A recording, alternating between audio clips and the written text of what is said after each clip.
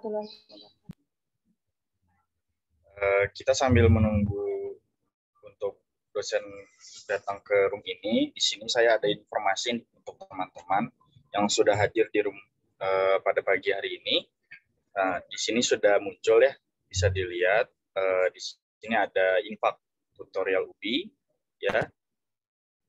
Di sini infak tutorial UPI itu nantinya salah satu kegiatan tutorial yang bertujuan untuk meningkatkan amalan jariah peserta tutorial PAI SPAI UPI ya. Jadi pendidikan agama Islam dan seminar pendidikan agama Islam. Nah, infak ini dapat dikirim melalui e-wallet ya, seperti OVO atau Dana, ShopeePay, GoPay dan sebagai jenis lainnya gitu ya. Nah, di sini ada barcode jika teman-teman nantinya ingin berinfak, bisa nantinya scan QR yang ada di layar atau nanti akan dibagikan kepada teman-teman ya, akan diberikan.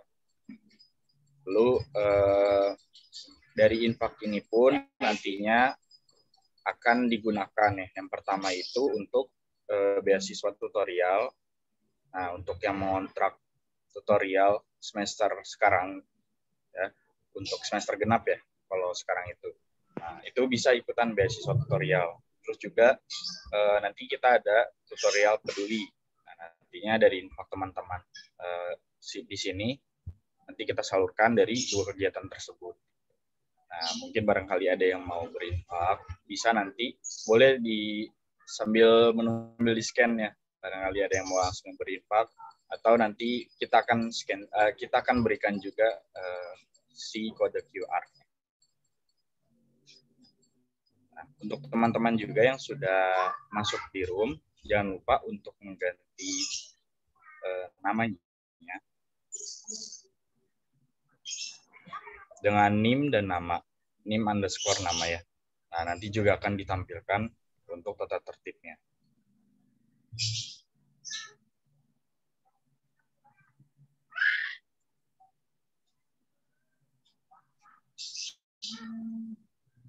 Dan juga jangan lupa untuk dinonaktifkan atau di mute mic-nya.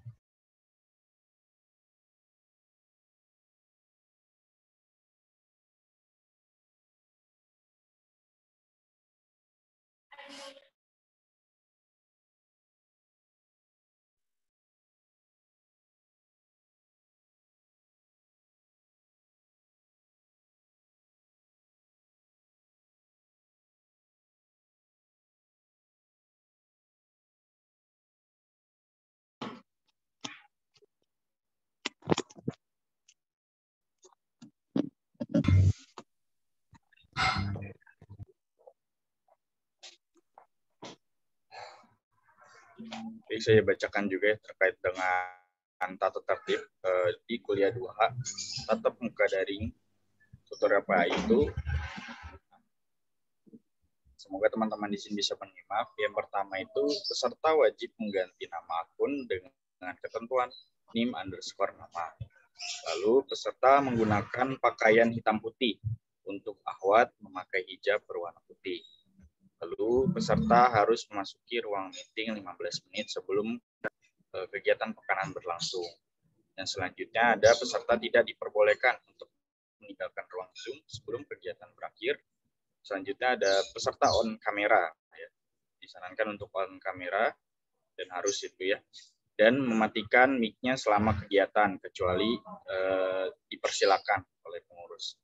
Lalu on mic hanya diperbolehkan saat diskusi dan menyebutkan nama. Jadi saat diskusi teman-teman bisa menyebutkan nama, NIM prodi dan pertanyaannya yang akan ditanyakan di sesi tanya jawab. Lalu ada peserta mengisi presensi in dan out melalui link Google Form yang nanti dibagikan. Selanjutnya ada tautan presensi tidak boleh disebarluaskan. Lalu ada kolom chat hanya diperbolehkan untuk bertanya dalam sesi diskusi jika mic tidak bisa digunakan. Lalu peserta wajib meresum pematerian kuliah 2 untuk meresum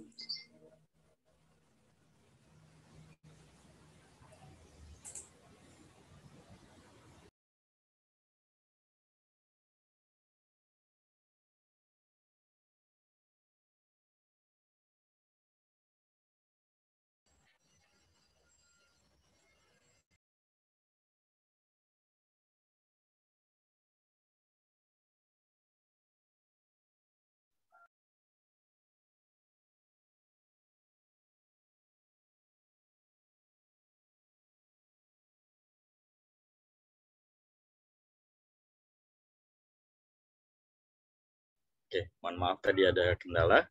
Selanjutnya peserta wajib meresum pematerian kuliah 2. Untuk meresum itu bisa diketik atau ditulis tangan asalkan bisa dipahami. Selanjutnya, peserta harus melaporkan hasil resum dengan cara memfoto hasil resum dan menggugahnya melalui tautan presensi out. Nah, selanjutnya, jika ada peserta terkait presensi ataupun ada kendala sinyal, langsung chat CP fakultasnya masing-masing. Nah, ini ada ya di layar, bisa dibaca. Selanjutnya, kita sudah mendekati poin terakhir. Peserta harap mengikuti arahan dari panitia dan senantiasa berkomunikasi dengan santun kepada dosen pemateri, panitia maupun sesama peserta. Dan yang terakhirnya, peserta wajib menjaga ketertiban selama kegiatan berlangsung. Nah, boleh mangga untuk dipersiapkan ya teman-teman. Untuk yang belum on cam dipersiapkan untuk on cam, yang belum mengganti format namanya nih boleh langsung diganti nim_nama biar nantinya sesuai dengan tata tertib yang sudah ada.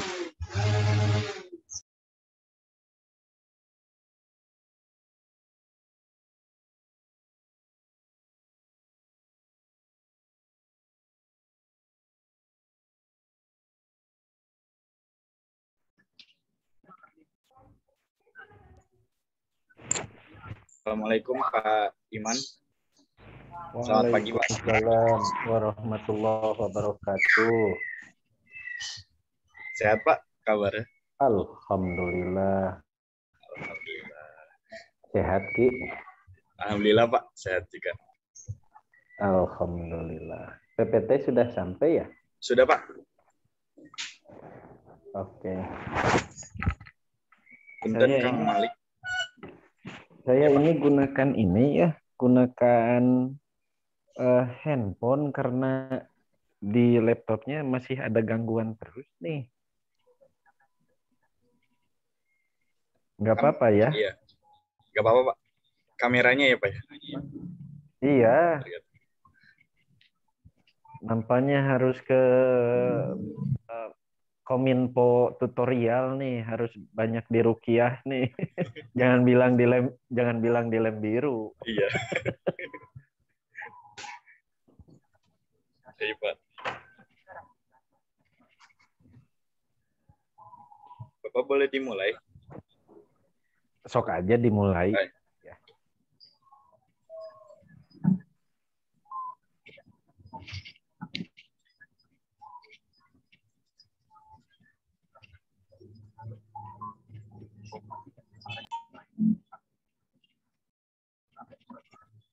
Bismillahirrahmanirrahim.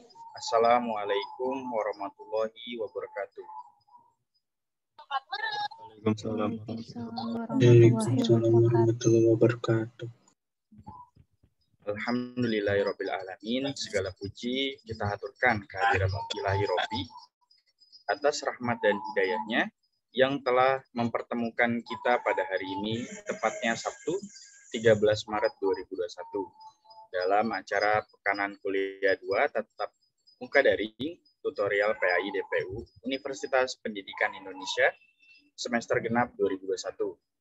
Sholawat dan salam semoga senantiasa tercurah kepada baginda Rasulullah SAW sebagai uswatun hasanah sepanjang masa, juga kepada keluarganya, sahabat, dan pengikut hingga akhir zaman. Perkenalkan, nama saya M. Fikri Ardiansyah sebagai MC pada pekan kuliah duha PAI kali ini yang bertemakan berinteraksi dengan Al-Quran dengan dosen atau narasumber yaitu bersama Pak Iman, Iman Firmansyah. Sudah hadir tadi ya, kita sudah menyapa juga Pak Imannya. Lalu selanjutnya sebelum dimulai pekanan kuliah duha PAI ini akan ada jargon khususnya tutorial PAI yang sebelumnya diaktifkan ya mic-nya. Untuk teman-teman, mari kita jargon terlebih dahulu ya, agar lebih semangat nantinya saat mengikuti pekanan kuliah pagi kali ini. Baiklah. Jika saya bilang tutorial, kalian jawab cerdas, ikhlas, istiqomah, Allahu Akbar. Oke? Sudah siap ya semuanya? Boleh nih. Pokoknya kita getarkan suasana pada pagi hari ini walaupun kita di sistem daring ya. Kita pokoknya berikan energi-energi positif kepada diri kita masing-masing. Oke, kita mulai ya. Tutorial. Cerdas.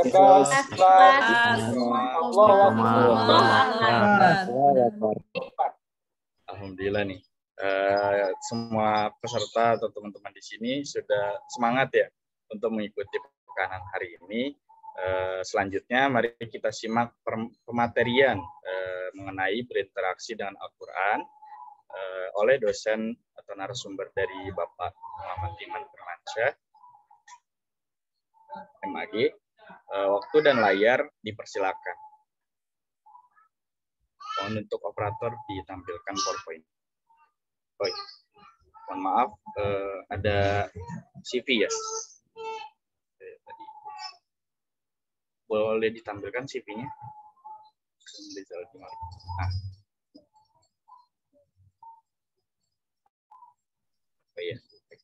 Mohon maaf tadi saya lupa untuk menyebutkan CV dari pemateri pada kali ini.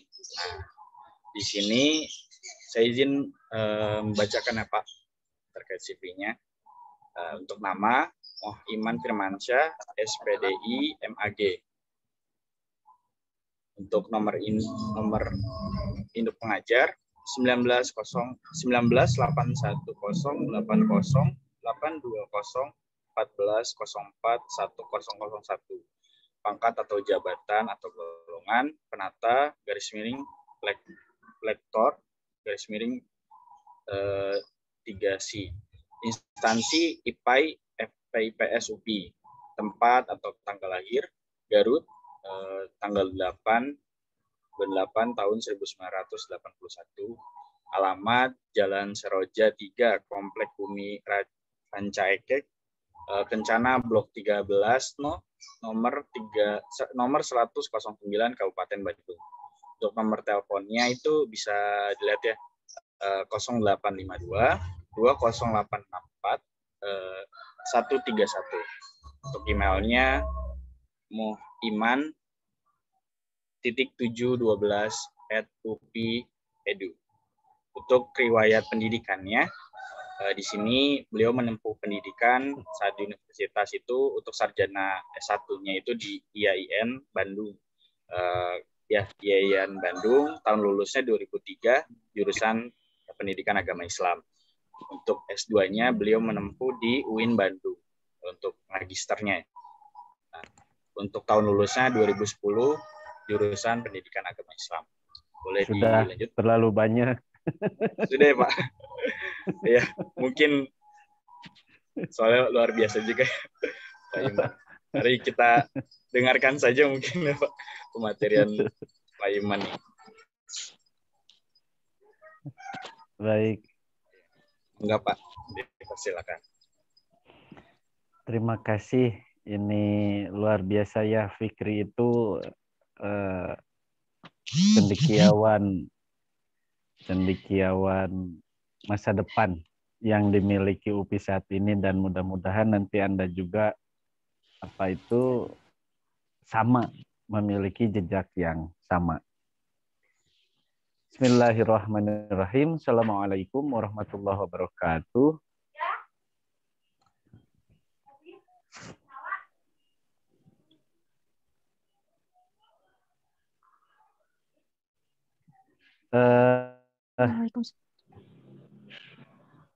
Saudara-saudara sekalian yang saya hormati, rekan peserta tutorial yang saya banggakan, dan yang paling saya muliakan adalah baik pengurus maupun para peserta tutorial PAI yang walaupun dalam kondisi daring ini tetap struggle, tetap memiliki semangat yang luar biasa, dan saya pikir ini sebuah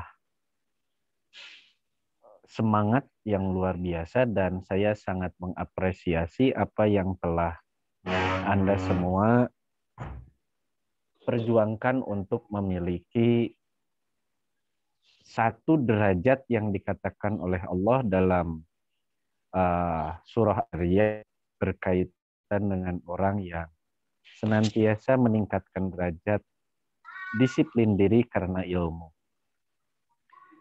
Kita awali dengan mengucap puji dan syukur kehadirat Allah Subhanahu wa taala. Semoga pada hari ini kita termasuk orang yang juga bersyukur, sehingga kita termasuk orang yang akan nantinya dilimpahkan lebih banyak ilmu dan ditingkatkan derajatnya. Tak lupa pula kita sampaikan sholawat serta salam pada baginda kita Nabi besar Muhammad Sallallahu Alaihi Wasallam. Mudah-mudahan kita semua sebagai umatnya yang jika dalam sebuah hadis dikatakan dalam sebuah majelis Rasulullah Sallallahu Alaihi Wasallam pernah bersabda, wahai sahabat-sahabatku, siapakah yang nanti di surga nanti aku akan sangat merindukannya dan aku akan menemuinya. Maka seluruh sahabat saking semangatnya itu berlomba-lomba, apakah saya? Kata salah satu sahabat. Jawaban Nabi, la, bukan. Sahabat yang lain juga mencoba bertanya, apakah kami ya Rasulullah? Jawab Nabi, bukan. Lalu kemudian dikatakan oleh para sahabat, kalau demikian di antara kami ini bukan, lalu siapa? Maka di antara para sahabat itu saling melihat satu sama lain. Jangan-jangan ada di antara ini yang belum disebutkan oleh Nabi Muhammad SAW. Tapi kemudian Nabi melanjutkan, yang akan aku sangat rindukan di surga nanti adalah umatku yang walau tidak bertemu denganku, tapi mereka tetap mencintai diriku dan sangat mencintai diriku. Bayangkan teman-teman, kita itu bukan Muslim yang bertemu dengan Rasulullah, tapi begitu sangat mencintai Rasulullah. Artinya, tidak bertemu saja kita sangat mencintai. Ini dikarenakan dua hal.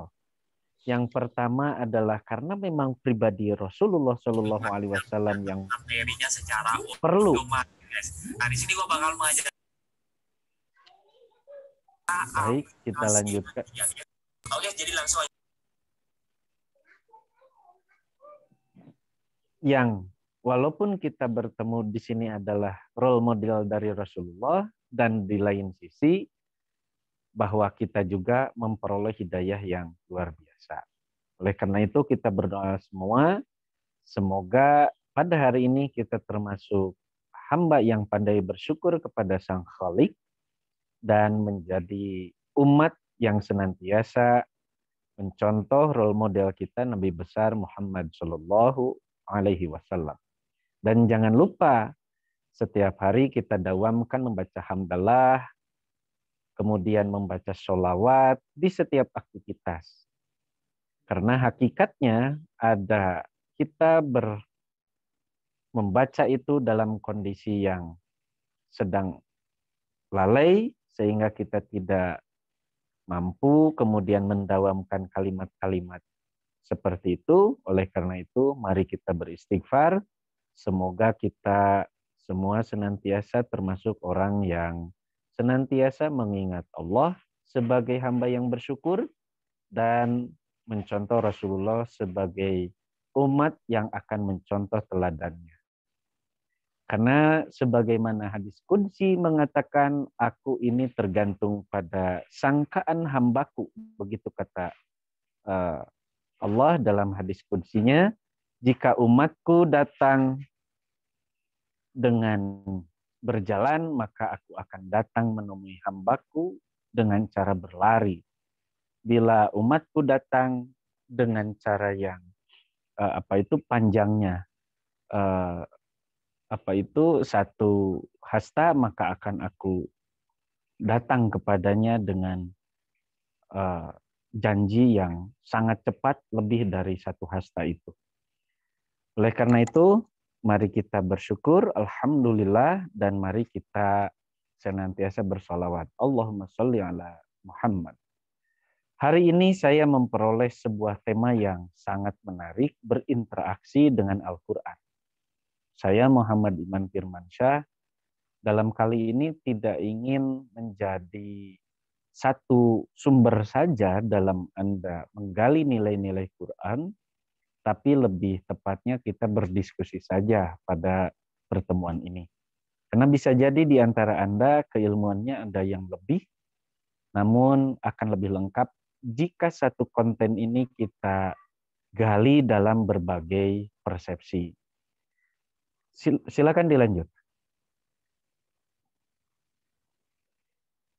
Yang jadi prinsip dalam keyakinan kita bahwa yang pertama kita harus meyakini dulu bahwa Al-Quran itu adalah wahyu Allah.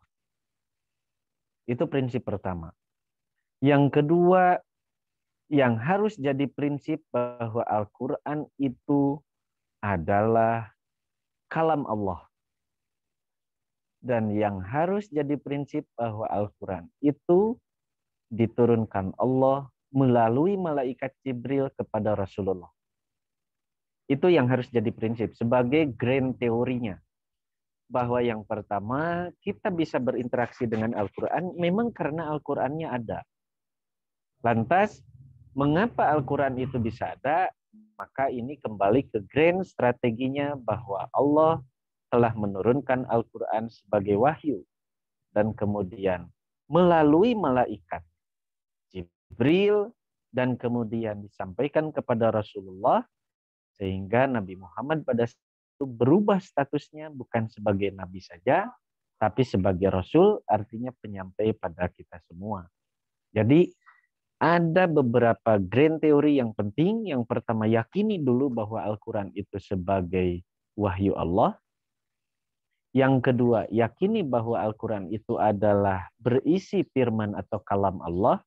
Dan yang ketiga, harus diyakini bahwa Al-Quran itu diturunkan melalui malaikat Jibril, kemudian disampaikan pada Rasulullah. Selanjutnya silakan ditampilkan.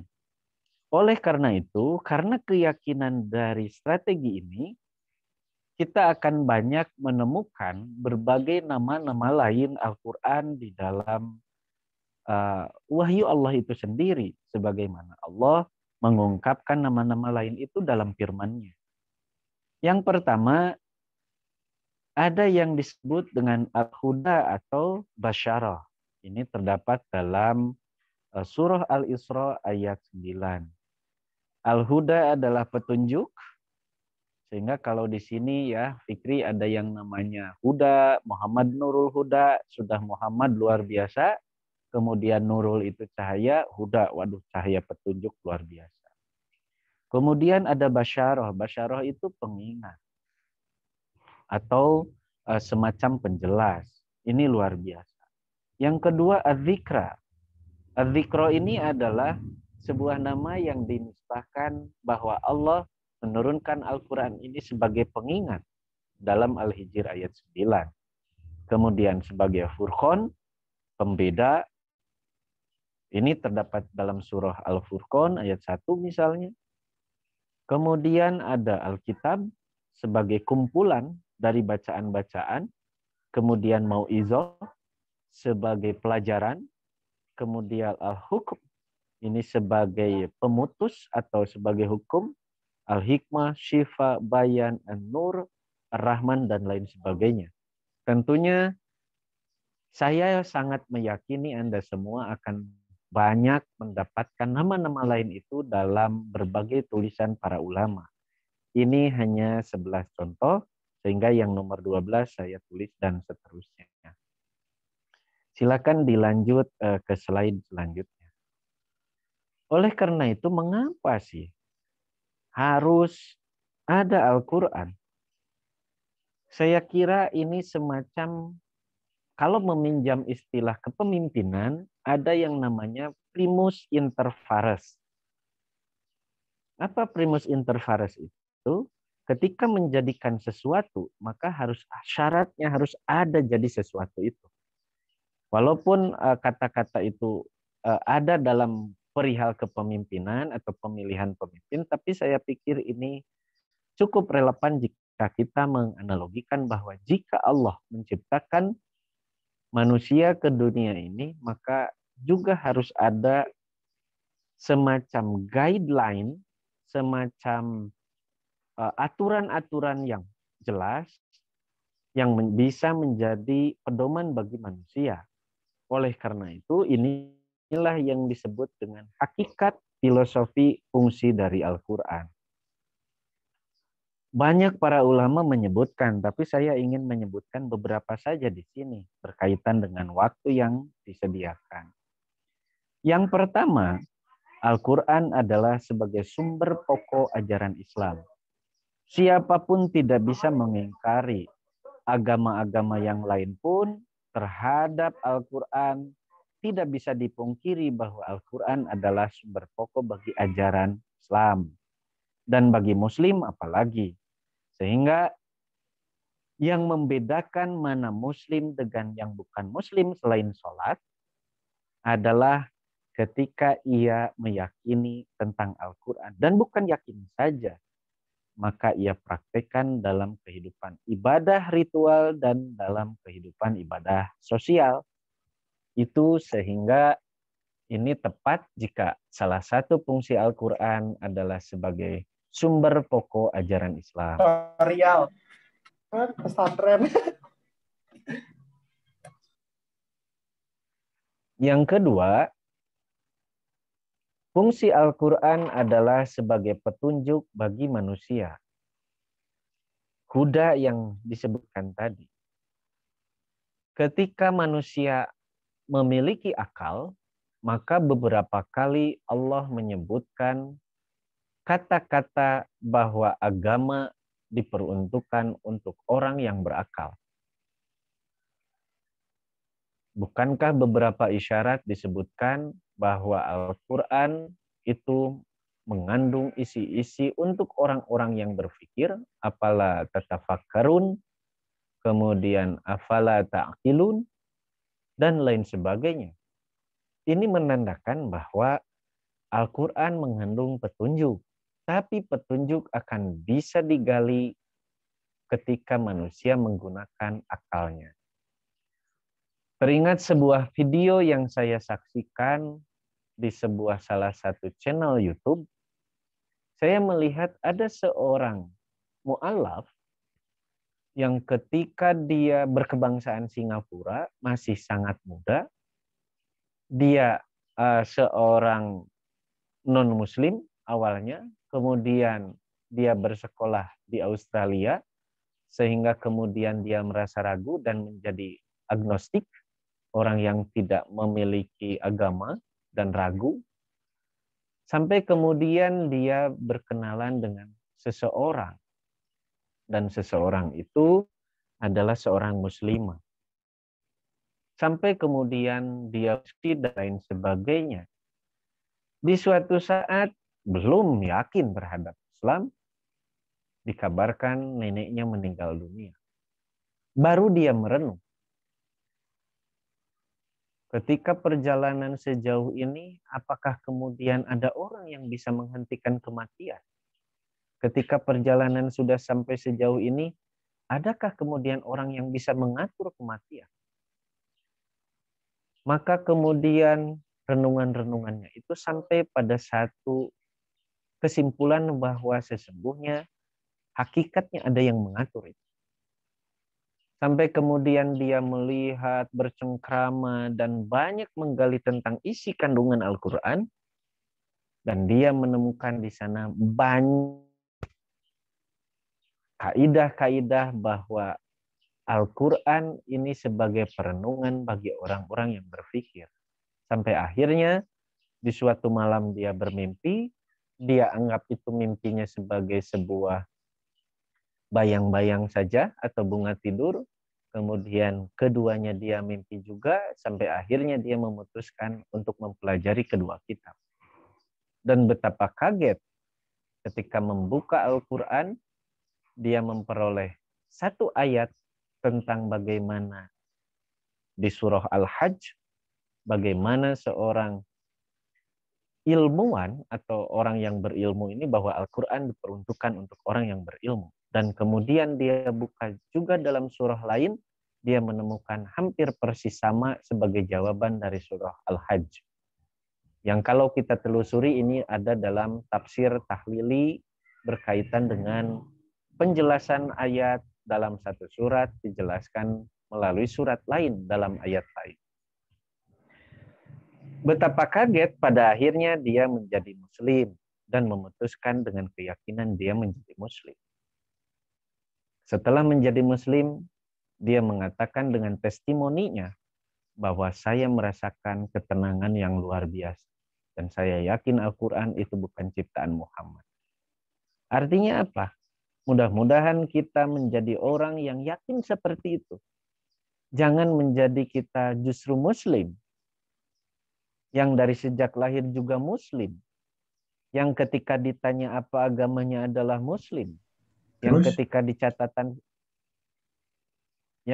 di catatan sipilnya adalah muslim. Tapi justru kita tertinggal dalam menggali nilai-nilai Quran. Betul, membaca Al-Quran adalah bagian dari ibadah, tapi menggali bagi muslim adalah bagian dari kita sebagai manusia untuk kreator peradaban.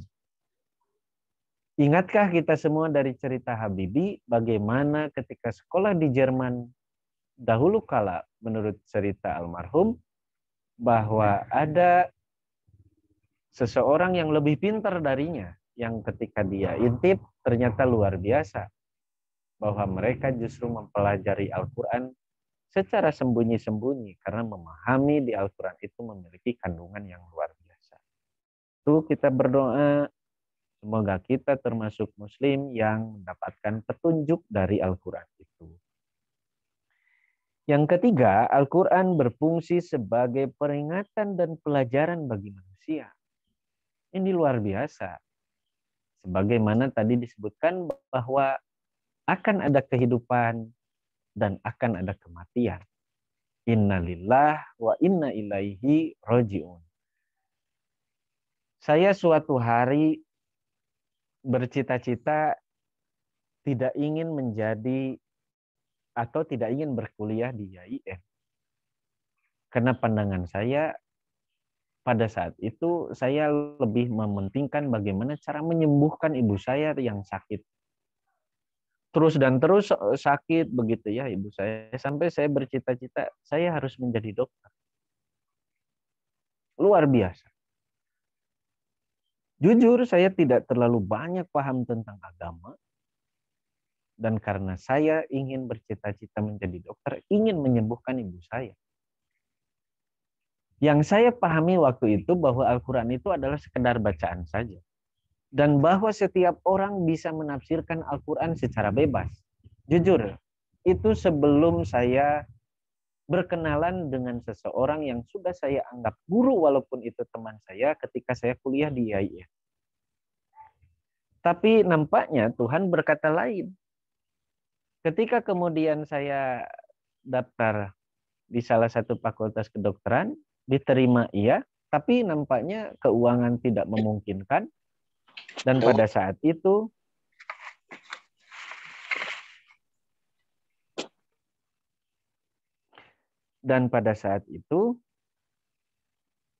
saya kemudian didaftarkan oleh ayah saya untuk masuk ke IAIN. Ibu saya sudah meninggal dunia pada saat saya SMP, dari kelas 2 mau ke kelas 3. Betapa kaget karena ujiannya itu, Fikri, ujiannya itu Arab gundul semua.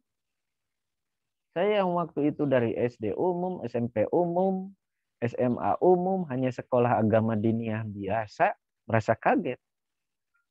Dan ada yang menarik perhatian saya, kenapa orang lain begitu sangat bisa menjawab soal walaupun di sana tulisannya adalah Arab-Arab gundul. Begitu saya tanyakan, apa rahasianya? Ternyata beliau menjawab bahwa sebenarnya ketika seseorang memahami tentang ilmu dalamnya, tentang alat-alat dari ilmu bahasa Arab, seseorang itu akan kemudian bisa menggali tentang indahnya Al-Quran. Dan ditakdirkan oleh Allah saya lulus di program studi jurusan, kalau dulu bukan program studi, di jurusan PAI. Dan kemudian yang saya dapatkan, kemudian dengan teman sekelas itu yang waktu tes itu bersamaan. Dan lebih kemudian saya menggali, semakin takjub saya dengan keilmuan beliau, dan yang lebih takjub lagi dengan Al-Quran. Inilah yang kemudian saya anggap bahwa saya pada saat itu mendapat pelajaran berharga, walaupun dari teman saya, tapi saya anggap itu hakikatnya dari Allah. Jadi kalau Anda bilang, seperti ini, apa dan siapa saya? Belajar agama pun sekedar seadanya, tentang Al-Quran tidak tahu seadanya, dan kemudian tidak tahu sedalam-dalamnya. Apakah saya layak disebutkan Muslim yang kemudian sejati? Saya pikir terbantahkan dengan pengalaman saya ketika saya memperoleh bahwa ternyata semakin asik menggeluti ilmu-ilmu di dalam agama, terutama tentang Al-Quran ini, itu semakin yakin bahwa Al-Quran ini bukanlah kitab yang sembarangan. Kemudian yang keempat, ini yang paling saya sebutkan tadi luar biasa, bahwa Al-Quran adalah sebagai mukjizat kepada Nabi Muhammad SAW dan sangat bermanfaat bagi kita. Dan yang lebih dari itu adalah kita sangat beruntung kemudian menjadi Muslim yang mendapatkan salah satu wahyunya adalah Al-Quran, yang mengakomodir kebenaran-kebenaran tentang Alkitab, dan baik itu Injil, Jabur, Taurat, dan suhuf-suhuf pada nabi-nabi sebelumnya. Silakan dilanjut.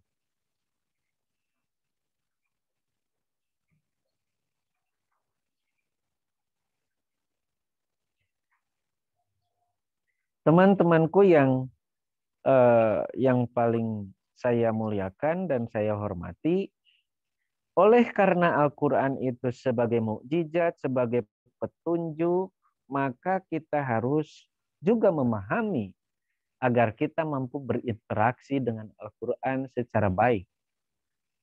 Yang pertama, berkaitan dengan isi kandungan Al-Quran, kita harus paham bahwa dalam Al-Quran itu terdapat esensi-esensi tentang akidah. Apa itu akidah? Akidah adalah sebuah aspek penting dalam ajaran Islam yang keberadaannya digunakan untuk mendalami tentang keyakinan-keyakinan kita kepada Al-Quran dan kepada Allah Subhanahu wa Ta'ala, dan kepada Nabi, dan kepada malaikat, dan kepada hari akhir, dan kepada qada dan qadar. Biasanya para ulama mengelompokkan itu menjadi rukun iman. Mengapa ini penting? Karena akidah sebagai pondasi dan ia yang melandasi dasar-dasar sesungguhnya bagi amalan-amalan yang lain, terutama amalan yang nomor 2.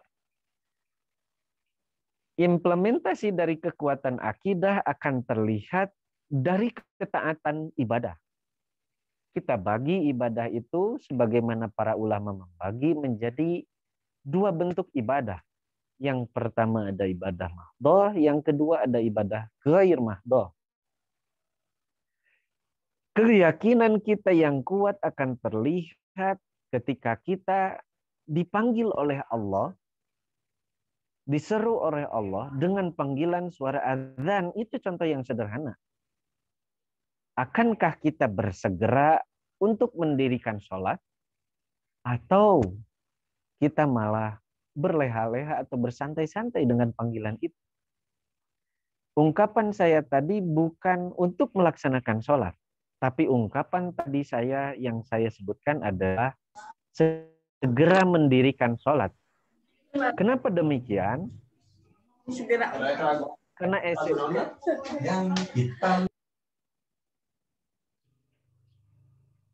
Karena esensinya dalam Al-Quran disebutkan aqimis sholah wa itaz zakah.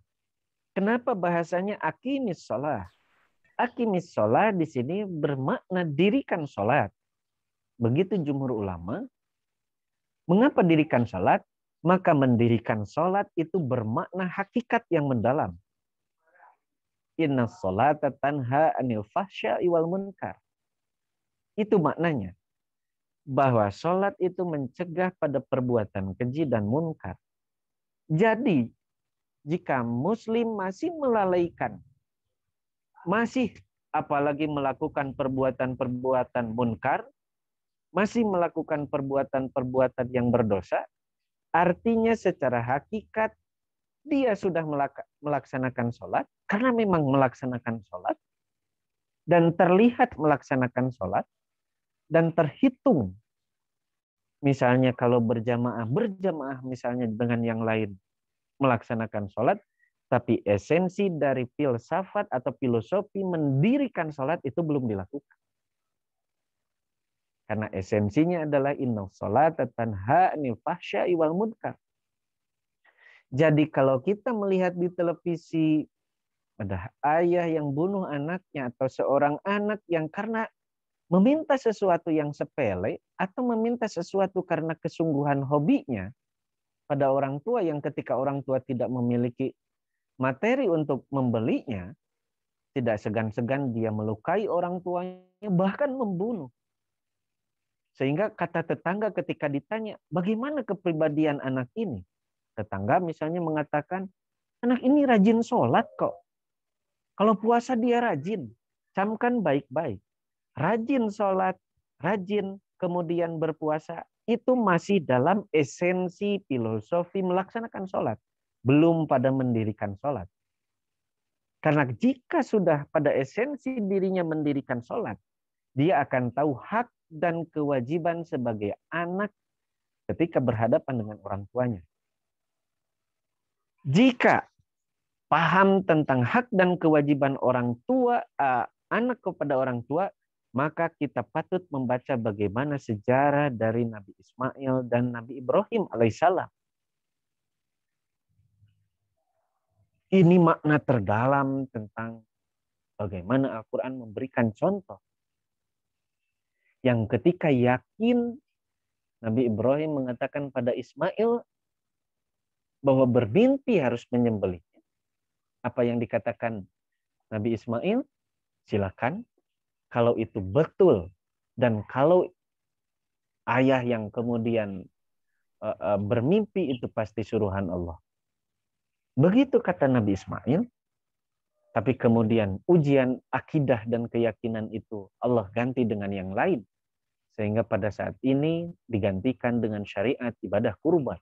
Esensinya itu dari keyakinan Nabi Ismail dan kemudian ketaatan Ibrahim kepada Allah dan keyakinannya. Itu yang pertama.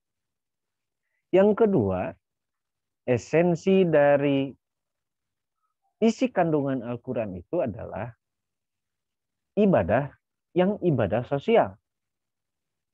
Nurcholish Madjid, sebuah bukunya mengatakan, kalau Anda belum mengenal Nurcholish Madjid, beliau pemikir Muslim, sangat lekat dengan sebutan tokoh cendekiawan Muslim Indonesia.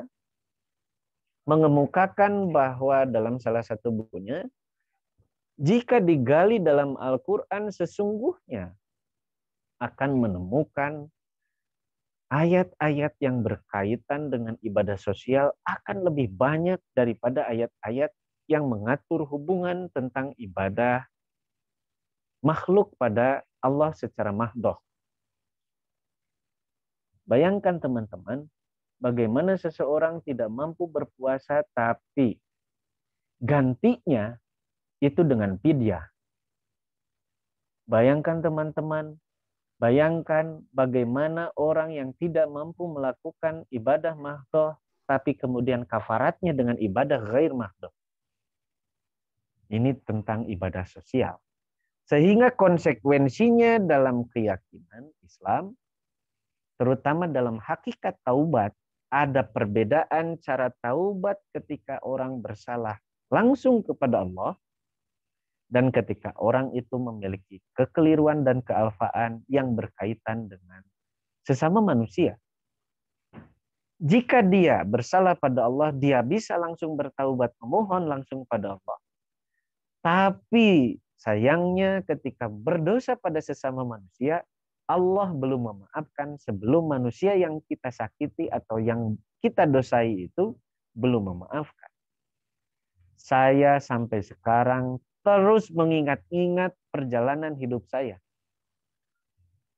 Kapan ketika sekolah saya memakan sesuatu di kantin, atau sesuatu di kelas saya, ketika saya meminjam ballpoint, ketika saya meminjam pensil, ketika saya menyobekkan buku teman saya coba mengingat-ingat namanya. Untuk apa? Untuk saya konfirmasi, kalau bisa diikhlaskan memaafkan saya, kalau tidak bisa saya akan ganti. Berapapun yang dia minta, secara logis berkaitan dengan ganti rugi atas kehilapan dan kekeliruan saya. Ternyata esensi di sini berkaitan dengan taubat dan ada dalam ibadah. Sehingga kemudian berkaitan juga dengan masalah akhlak yang nomor 3. Implementasi keyakinan, implementasi dari ibadah itu akan terlihat dari akhlak yang terpancar dari pribadinya. Arnold Toynbee, seorang penulis barat yang disebut dengan orientalist writer, penulis orientalis, dan juga seorang yang bernama Philip Kahiti. Anda silakan berkenalan dengan buku-bukunya. Itu sempat menceritakan dalam bukunya, tidak ada suatu kaum dalam sejarah peradaban dunia ini yang ketika dipimpin oleh seseorang itu bisa berubah karena kehebatan akhlak dari pembawanya. Dan itu adalah umat dari Muhammad Shallallahu Alaihi Wasallam. Seorang orientalis yang bukan Muslim menulis seperti itu. Oleh karena itu seyogianya kita bangga dengan Rasul kita. Kalau bukan kita siapa lagi? Yang ketiga, dalam Al-Quran itu berkaitan juga dengan masalah-masalah hukum. Tapi kadang-kadang sifatnya masih ada yang sifatnya umum. Oleh karena itu, karena bersifat umum, maka biasanya teknis praktisnya itu diatur oleh hadis. Sehingga kemudian kita akan menemukan bagaimana fungsi hadis terhadap Al-Quran sebagai bayanul Quran, sebagai penjelas terhadap Quran. Kemudian apalagi isi dari Al-Quran itu berisi tentang kisah. Berbeda dengan dongeng. Berbeda dengan cerita fiksi. Kisah dalam Al-Quran adalah cerita-cerita kejadian yang benar-benar terjadi yang menjadi ibroh mau'idhah atau menjadi teladan bagi kita. Bagaimana Luqman menasehati anaknya sehingga diabadikan dalam surah Luqman. Bagaimana kemudian kekuatan-kekuatan pasukan-pasukan Fir'aun, pasukan-pasukan Namrud, kemudian bagaimana godaan-godaan terhadap ketampanan Yusuf alaihissalam, bagaimana fitnah yang diderita olehnya, bagaimana keyakinan dan ketaatan dari Ibrahim dan Ismail, bagaimana kesabaran Nabi Ayub, bagaimana kemudian dipertemukannya Adam dan Hawa, dan kemudian banyak cerita-cerita lain. Ini kita peroleh sangat valid di dalam Al-Quran. Jadi berita kisah dalam Al-Quran itu berkaitan dengan kisah yang terjadi secara sesungguhnya. Kemudian apalagi yang terdapat dalam Al-Quran itu adalah berkaitan dengan pendidikan.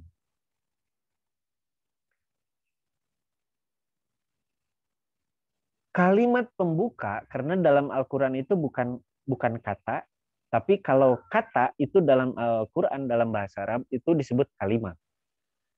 Kalimat pertama dalam Al-Quran di surah Al-Alaq itu adalah Iqra, bermakna baca. Baca di sini mengandung banyak pengertian. Yang pertama ada baca secara pengetahuan indrawi. Jadi bukan baca dalam arti Iqra, baca Iqra, tapi baca di sini banyak mengandung makna.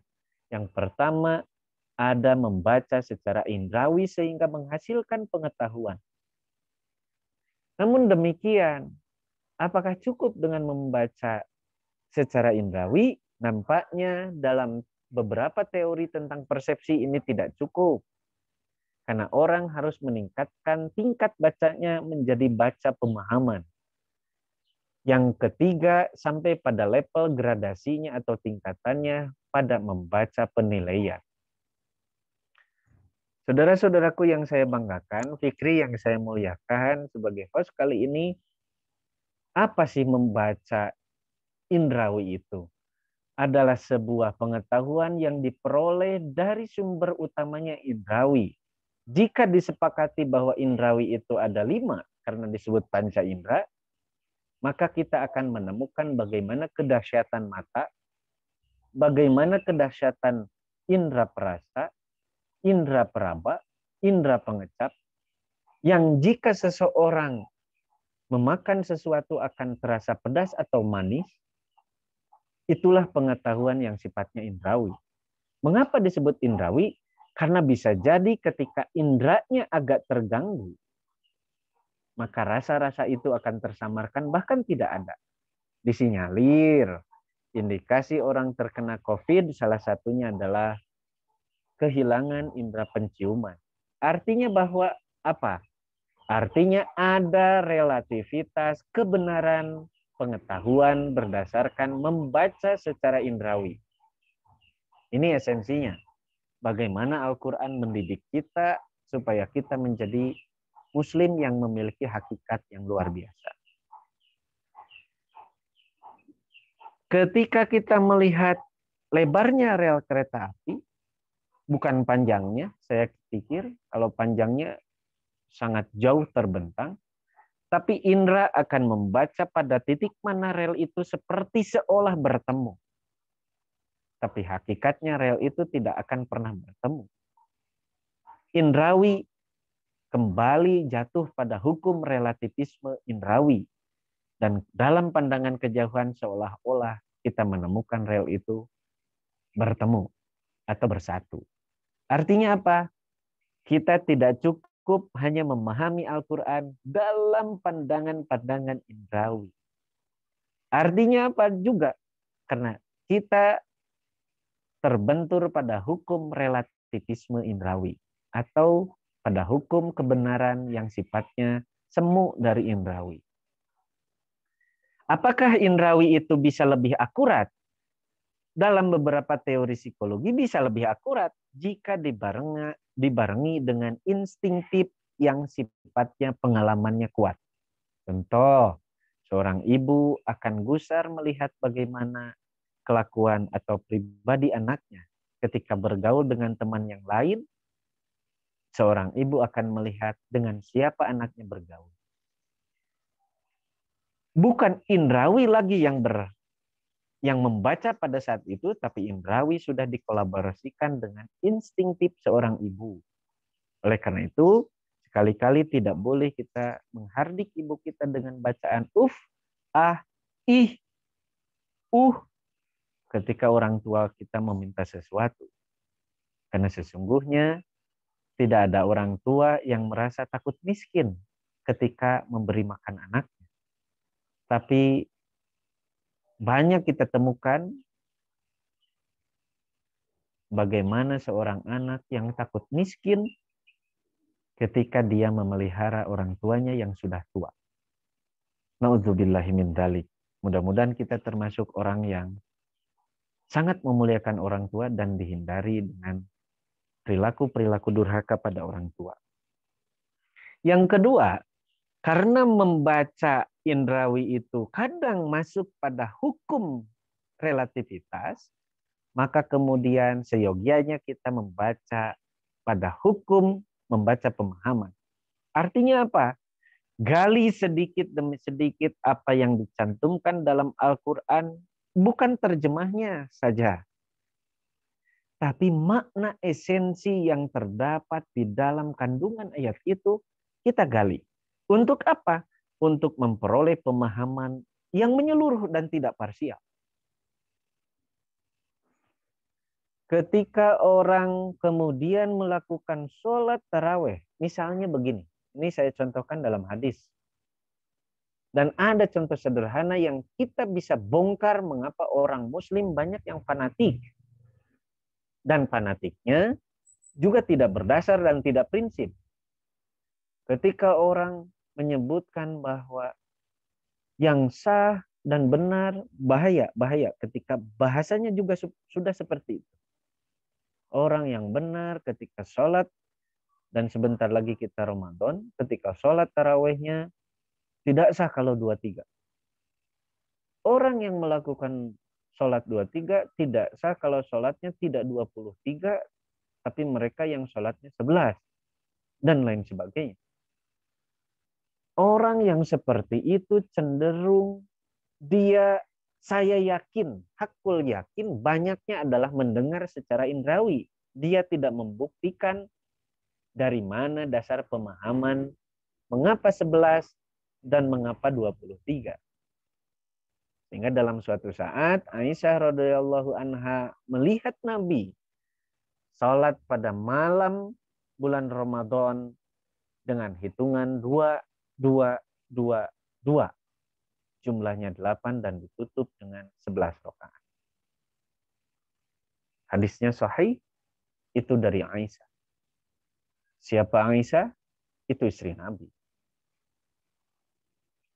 Dan kemudian Rasul juga dilihat oleh Umar bin Khattab, dan Umar melihat bagaimana Rasulullah melakukan sholat di waktu malam Ramadan dengan hitungan 2 dan ditutup dengan 3 rakaat. Maka kemudian lahirlah sholat tarawih berjumlah 23 rakaat. Apakah kita meragukan keislaman dari Umar? Semua tidak akan meragukan. Artinya dua-duanya memiliki dasar. Mana yang benar perkataan untuk simpulannya? Yang benar adalah baik 11 maupun 23, dua-duanya memiliki dasar hukum yang kuat. Itulah yang disebut dengan membaca pemahaman, teman-teman. Yang ketika banyak terjebak dalam membaca indrawi, maka seseyogianya kita harus membaca pemahaman. Untuk apa? Untuk menyempurnakan membaca penilaian kita terhadap sebuah konten. Mengapa Fikri melakukan X? Ketika ada anak kecil kemudian berjalan, kemudian Fikri tergopoh-gopoh mengambil anak itu dan kemudian menariknya secara kencang anak itu untuk segera disingkirkan di pinggir jalan itu.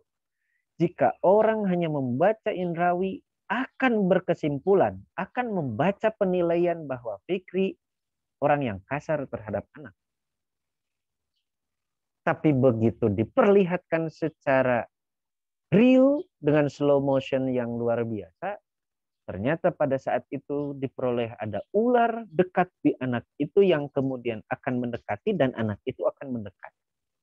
Dan secara refleks, Fikri menarik anak itu secara cepat untuk tidak terpatuk oleh ular itu. Ketika seperti itu orang akan menilai bahwa apa yang dilakukan oleh Fikri benar adanya, walaupun dengan cara yang keras dan kasar tadi. Itulah teman-teman, ekstrimnya kita wajib membaca pemahaman. Dan Al-Quran pada dinamikanya banyak melahirkan pemikiran-pemikiran yang berbeda. Banyak kemudian menimbulkan pemahaman-pemahaman yang berbeda. Parahnya lagi, kita terjebak pada pemahaman hanya membaca pada level indrawi. Bahkan indrawinya hanya mendengar, tidak komplit dengan melihat, dengan meraba dan merasakan. Yang lebih hebat adalah bagaimana kita menyempurnakan pemahaman itu. Silakan ke slide berikutnya. Mohon diingatkan kalau waktunya sudah mulai habis ya.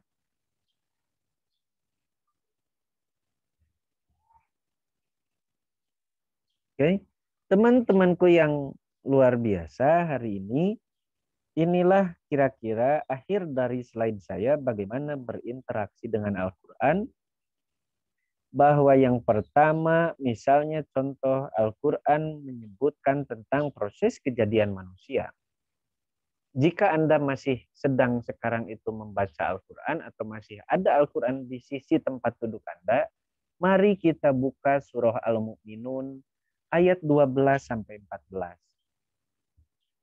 Di sana begitu rinci bagaimana seorang laki-laki yang kemudian menghasilkan sperma. Ada sel-sel sperma dan perempuan memiliki sel ovarium yang ketika fertilisasi atau percampuran melahirkan sebuah zigot yang kemudian disimpan sistem itu pada qororim makin, sebuah tempat yang kokoh. Rahim. Teman-teman kalau mau jujur, kuatan mana rahim perempuan dengan rahim laki-laki? Kalau laki-laki bangga dengan sispeknya, sepertinya akan kuat laki-laki untuk mengandung. Tapi mengapa ini dititipkan pada perempuan? Artinya kita jangan semena-mena meremehkan perempuan. Karena ternyata perempuan dititipkan Allah sebuah kekuatan. Satu. Yang kedua, ternyata Allah menitipkan bukan saja kekuatan pada kaum perempuan. Tapi sebuah penghormatan atas amanah sebagai makhluk Allah. Sehingga kewajibannya dan atas penghormatan itu, Nabi Muhammad SAW mengikrarkan dalam hadisnya, menyebutkan dalam hadisnya, bahwa yang lebih harus didahulukan untuk dihormati adalah ummuka, ummuka, ummuka, baru abuka.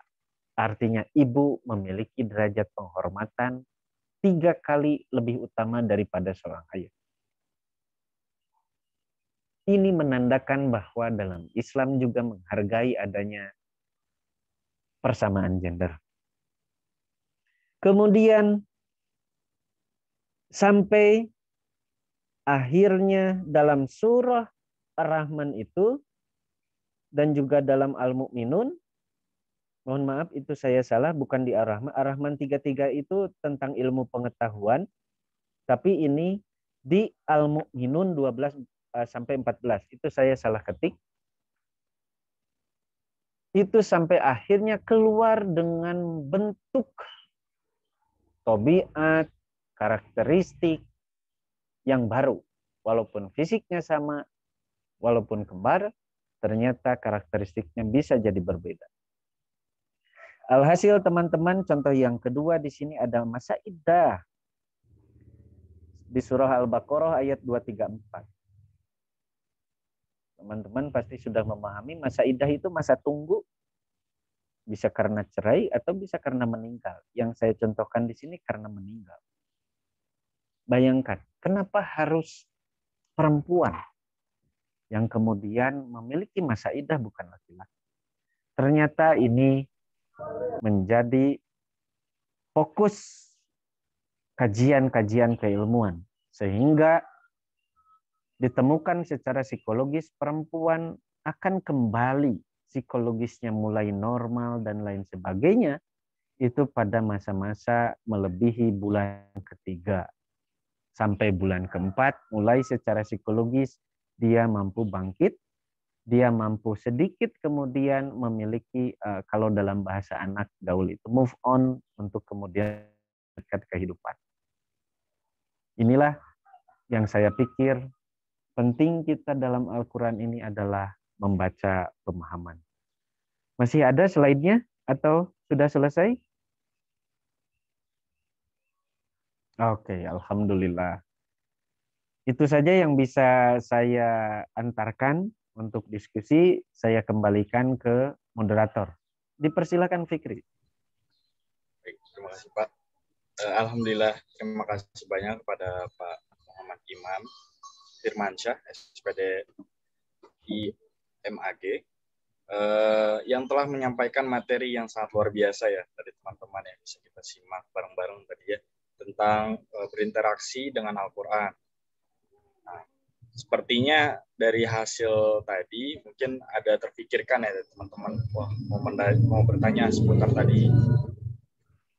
materi yang disampaikan Bapak. Nah, boleh sekali karena kita sudah ke sesi diskusi ya. Nah, selanjutnya dipersilakan kepada peserta yang ingin bertanya mengenai pematerian yang telah disampaikan tadi. Dipersilakan untuk ada modelnya ya. Yang pertama itu ada raise hand ya.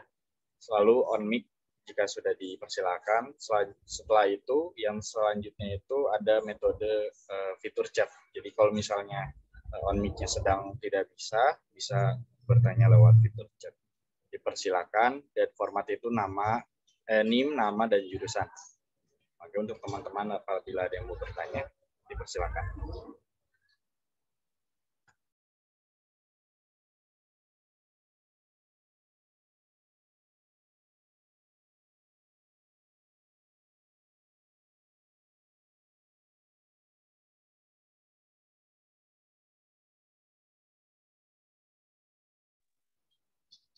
Ayo, ada yang mau bertanya?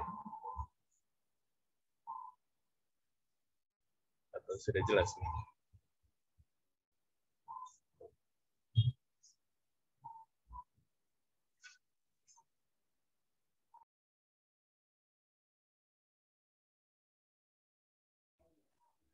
Fikri. Iya Pak. Sambil menunggu, apakah diperbolehkan dalam Ya, Pak. sesi ini semacam ada tugas, tapi tugasnya tidak berat. Jadi tugas untuk peserta hanya merenungi satu ayat dalam Al-Quran sampai mendalam. Jadi tadi ya, jadi gradasinya ada membaca indrawi, jadi dia tertarik pada ayat apa, kemudian dia gali tafsir-tafsirnya sampai dia menemukan hakikat. Gitu. Apakah diperbolehkan? Kalau diperbolehkan, itu menarik ya. Dari interaksi itu, Anda coba renungkan apa itu satu ayat saja secara indrawi. Begitu Anda membuka, saya senang nih ayat ini nih. Bagus-bagus hurufnya, bisa jadi kan begitu kan, mulainya dari indrawi. Kemudian saya ingin merenungi secara mendalam. Boleh sampai kemudian sampai meyakini begitu. Itu luar biasa itu. Tapi kalau tidak diizinkan oleh host mah, saya juga tidak memaksa. Ya Pak, kalau untuk itu saya belum tahu Pak. Mungkin nanti ditanyakan kepada yang bersangkutan Pak, pengurus yang atas. Tapi bisa jadi teman-teman buat menggali juga ya Pak ya, terkait dengan pematerian tadi. Ini juga sangat apa ya, menurut saya juga sangat bagus Pak. Walaupun satu ayat kan kita bisa mengetahui, dan kalau ayatnya kita suka kan pasti merasa gitu ya Pak, bahwa mau menggali lagi. Iya, kayak begini misalnya Fikri, bahwa orang-orang yang beriman itu jika dia mendengar ayat-ayat Allah itu bergetar hatinya. Dan apakah teman-teman setiap misalnya ada orang yang membaca Al-Quran, bergetarkah hati kita atau malah tidak? Begitu. Kan suka ada ya yang begini, ini bacaan Al-Quran sampai bulu kuduk itu sampai karena apa begitu kan? Nah, ini kadang saya rasakan, tapi kadang juga saya tidak merasakan. Baru saya menyadari ketika saya tidak merasakan, saya merenung, apakah ini yang dikatakan oleh Allah itu al-imanu yazidu wa yanqus, bahwa keimanan saya masih saat ini berada pada level yang tidak baik. Baru saya kemudian merenung. Karena seyogianya dibacakan ayat-ayat Allah itu, kita akan bergetar hati kita, ya banyak responnya, bulu kuduknya sampai merinding, dan bertambahlah keimanan kita. Atau jangan-jangan ketika kita sedang main, ada orang yang mengaji, malah kita dalam bahasa gaul mah hare-hare gitu. Ngaji-ngaji, kita ngobrol, kita biasa-biasa saja. Saya kira naudzubillahi min dzalik kalau kita termasuk yang seperti itu. Itu saja Fikri. Mangga pilih ayat diskusi, silakan. Saya senang diskusi. Iya, Dan Pak. mohon masukan. Masya Allah nih, kalau teman-teman tahu ya sama beliau nih, enak belajar diskusinya gitu. Apalagi kalau seputar tentang yang tadi dijelaskan ya, itu sangat memacu kita untuk lebih tahu lagi gitu. Nah, apabila ada yang mau ditanyakan ataupun kayak menarik nih tentang poin apa yang tadi disampaikan sama Bapak, boleh nanti ditanyain lagi. Atau di sekarang ini, mohon maaf, di sekarang ini ditanyakan kembali gitu ya.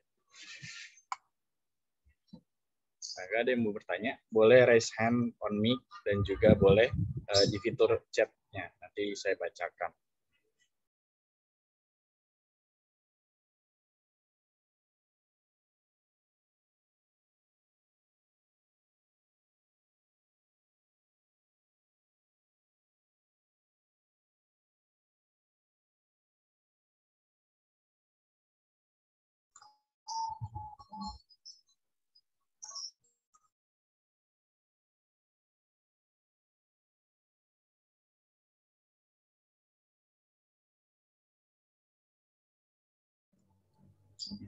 Apakah ada yang mau bertanya? Nabila, mau bertanya?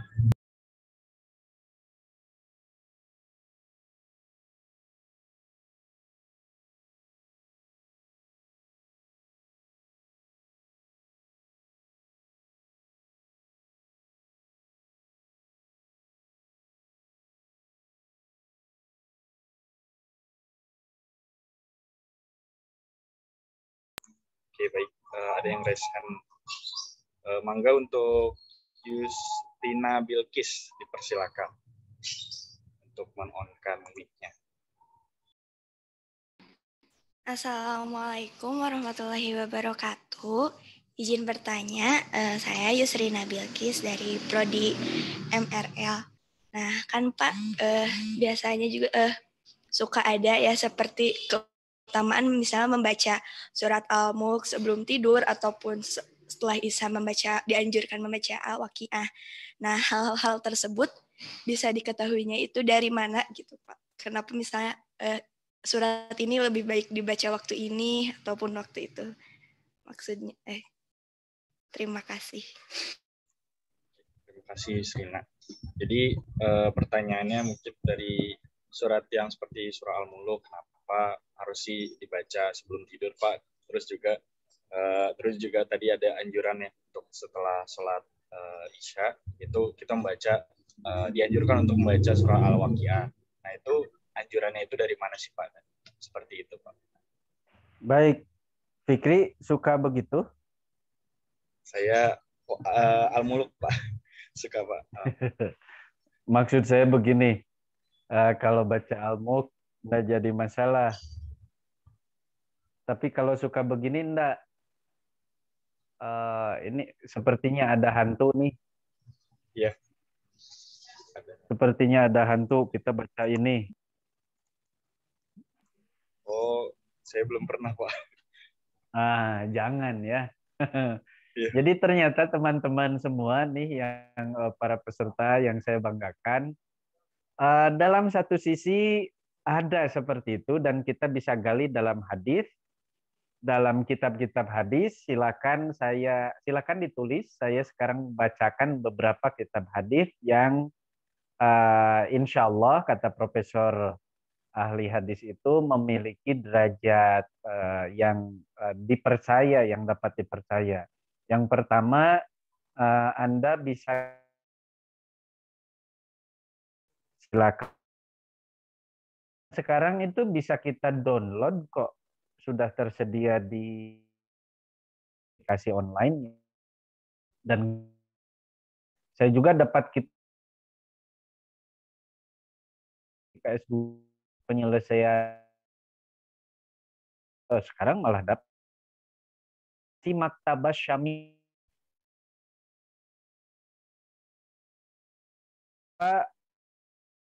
maktab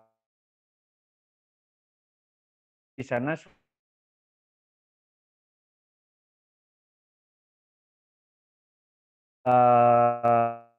sana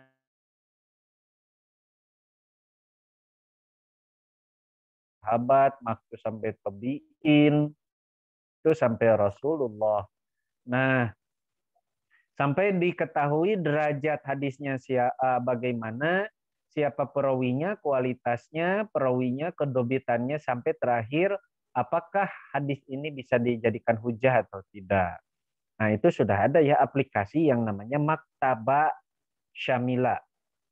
Saya ketik ya di chat ini biar teman-teman semua memanfaatkan ya. Saya tulis dulu sebentar, Maktabah Syamila. Nah, ini ya. Maktabah Syamila. Ini cukup luar biasa ya, sangat bermanfaat.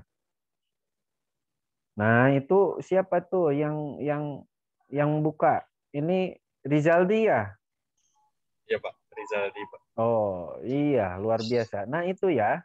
Yang pertama tadi saya bilang di kitab Sahih Bukhari. Yang kedua, kita bisa menggali atau mendapatkan di Sahih Muslim. Ya. Sahih Muslim. Jadi silakan siapa penanya yang saya muliakan, yang saya hormati, bisa digali mengapa Rasulullah sebelum tidur membaca kemudian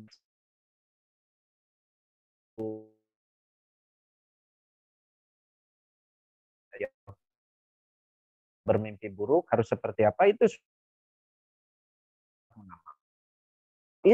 kita.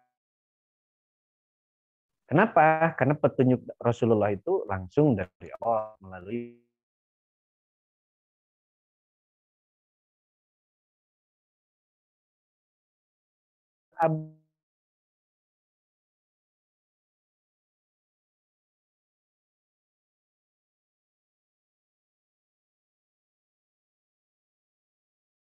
insya Allah bisa dipercayai kita easy ya, itu silakan. Jadi isi hadisnya sudah memiliki seleksi yang cukup ketat. Kemudian ada kitab An-Nasai, Imam An-Nasai. Yang tidak. Lalu kalau misalnya Tanti ke saya bertanya atau Devina bertanya atau Sulaiman, Pak, bening ada riwayat hadis yang diriwayatkan oleh muttafaqun alaih. Nah, muttafaqun alaih itu diriwayatkan oleh Bukhari dan Muslim. Gitu. Makanya disingkat, kalau rawahu Bukhari wa Muslim, ada juga ada juga periwayatnya muttafaqun alaih. Itu artinya bahwa itu diriwayatkan oleh Bukhari dan Muslim. Nah, kita akan memperoleh bagaimana kita membaca Al-Quran pada waktu dalam kondisi-kondisi tertentu, misalnya surah Waqiah, tapi jangan diniatkan atuh ya. Kalau mau kaya baca surah Waqiah, surah yang lain jadi tidak dibaca. Jangan seperti itu. Nah, itu ketidaksetujuan saya. Tapi biasanya orang-orang tersebut itu suka kelompok tersebut itu suka membela diri. Ya, tuh Pak, daripada tidak membaca Al-Qur'an sama sekali. Ya, saya sudah tidak bisa jawab lagi kalau begitu. Artinya sudah opininya opini penggiringan yang sudah emosional. Percuma kita berdiskusi kalau sudah emosional, nggak bagus. Jadi ya tuh Pak, lumayan daripada nggak baca Quran sama sekali. Ya sudah, saya mau berhenti aja. Fikri tidak mau diskusi lagi karena sudah ditutup diskusinya dengan emosi dia. Nah, itu kita akan memperoleh Rasul membaca surah Waqiah, fadilah membaca surah Waqiah. Walaupun dalam Fadhailul Amal itu kitab-kitab hadisnya cenderung, kata para ulama, kelompok para ulama, banyak yang perlu digali lagi, ditakhrij lagi kualitasnya, tapi setidaknya itu bisa menjadi ilham bagi kita. Yang jelas, yang paling saya tidak setuju itu, kalau misalnya hanya digunakan untuk sifatnya pragmatis yang sifatnya tidak bermanfaat. Kalau ingin sakti, baca Quran ini. Nah, itu yang tidak saya suka. Mungkin yang lain juga tidak terlalu suka, seolah-olah bahwa Al-Quran itu adalah kitab yang diperuntukkan untuk seperti itu. Bahwa Al-Quran itu memiliki keistimewaan, itu yang benar. Bahwa Al-Quran itu adalah mukjizat, itu yang paling utama. Dan bahwa Al-Quran itu adalah kalam Allah, itu adalah prinsip. Jadi itu jawaban saya untuk siapa, Bilqis ya tadi yang bertanya dari MRL sepertinya. Ya. Jadi silakan dibaca di kitab-kitab hadis itu pasti akan ditemukan apa itu Rasul membaca apa. Ya. Iya, baik Pak. Terima kasih banyak atas jawabannya. Oke. Iya, sama-sama. Sama-sama. Terima kasih, Silakan Pak. Fikri. Ya, nampaknya waktunya. Ya, waktunya sudah habis, Pak. Ya. Walaupun lagi di saat seru seperti ini ya Pak ya. Jadi waktunya belum cukup juga ya. Iya, enggak apa-apa. Ya, Pak. Silakan saya tutup saja ya closing statement dari ya, saya bahwa jangan lelah kita membaca, merenungi dan mengimplementasikan Al-Qur'an, karena jika itu sudah dijanjikan sebagai wahyu yang memiliki keistimewaan, kita harus yakin bahwa di setiap kata dan kalimat atau huruf dan kalimat Al-Quran itu adalah mengandung faidah bagi kita semua. Jadikan Al-Quran itu sebagai bacaan yang wajib pada diri kita dan perenungan yang sejati, dan jadikan Islam sebagai agama yang mulia, yang sangat mencintai seluruh alam semesta ini. Itu saja dari saya. Mohon maaf bila banyak kekhilafan, kealpaan, dan tidak on cam karena berkaitan dengan gangguan di kameranya. Dan saya senang bisa berinteraksi dengan Anda, dan saya kembalikan pada Fikri. Billahi fi sabilillah haq. Wallahul muwafiq ila aqwamit thoriq. Wassalamualaikum warahmatullahi wabarakatuh. Waalaikumsalam. Waalaikumsalam warahmatullahi wabarakatuh. Baik, sekali lagi terima kasih kepada Pak Iman atas tadi penyampaian materinya. Akhirnya kita berada penghujung acara, yaitu penutupan. Nah, demikian rangkaian acara Pekanan Kuliah Duha PAI Tatap Muka Daring Tutorial PAI DPU Universitas Pendidikan Indonesia semester genap tahun 2021. Mari kita tutup acara ini dengan membaca hamdalah bersama-sama. Alhamdulillahirrahmanirrahim. Ya, yang izin lab ya. Iya Pak, mangga Pak. Atur nuhun Pak. Baik. Saya MPK Ardiansyah mohon undur diri. Sekian dari saya. Assalamualaikum warahmatullahi wabarakatuh. Waalaikumsalam. Waalaikumsalam warahmatullahi wabarakatuh. Untuk peserta jangan lupa untuk mengisi link presensi out yang telah dibagikan di kolom chat ya. Dan di sini jangan lupa nih ada yang tadi seputar infak. Kalau mau berinfak silakan untuk men-scan kode QR. Sekali lagi saya ucapkan terima kasih. Terima kasih, Kang. Izin live, Kang. Enggak, jangan lupa isi presensinya.